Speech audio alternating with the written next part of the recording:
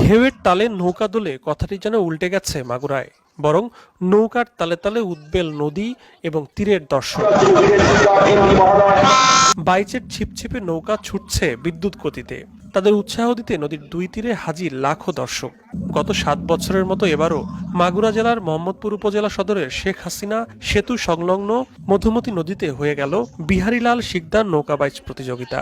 স্থানীয় সাংসদ ডক্টর বীরেন শিকদারের পিতা বিহারীলাল শিকদারের নামে নৌকা বাইচের আয়োজন করে মোহাম্মদপুর উপজেলা ক্রীড়া সংস্থা। নৌকা বাইচে অংশগ্রহণ করে মাগুরা, নড়াইল, গোপালগঞ্জ, পাবনা, ফরিদপুর, খুলনা এবং রাজবাড়ী জেলার 9টি নৌকা।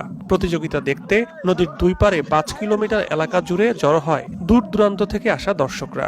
নেচে গেয়ে আনন্দ উচ্ছ্বাসের মধ্য দিয়ে তারা উৎসাহ দিয়ে যায় নৌকার মাঝি মাল্লাদের। আমি অনেকদিন যাবত ঘর বন্দি ছিলাম করোনার কারণে। এখন ফরিদপুর থেকে অনেক দূর থেকে, ফরিদপুর থেকে একটু দূরে থেকে আসছে আমি নৌকা বাইচ দেখতে। পরিবারের সবাইকে নিয়ে আসছে, অনেক ভালো লাগছে। আমরা প্রতি বছরই খুব আনন্দ উদ্দীপনার মধ্যে দিয়ে এই মেলাটি উপভোগ করে থাকি। মেলাটি ঘিরে চারিদিকে একটা আনন্দমুখর পরিবেশের সৃষ্টি হয়েছে। আসলে অনেকটা আনন্দের। প্রতি বছর নৌকা বাইচ দেখতে আসি, আমরা আশা করি সামনের বছর আবার আসবো। আমরা এখানে নৌকা বাইচ দেখতেছি, নৌকা বাইচ দেখতে আমাদের খুব ভালো লাগে। আমরা নৌকা বাইচ দেখতে আইছি, খুব আনন্দ পাচ্ছি। এমনি সবাই তো আসতে পারি না, এই মেলা উপলক্ষে নৌকা বাইচ দেখতে সবাই আসছে। নৌকা বাইচ মেলা উপলক্ষে আমরা বাসা নিয়ে প্রতি বছর নৌকা বাইচ দেখার জন্য বাবার বাড়ি।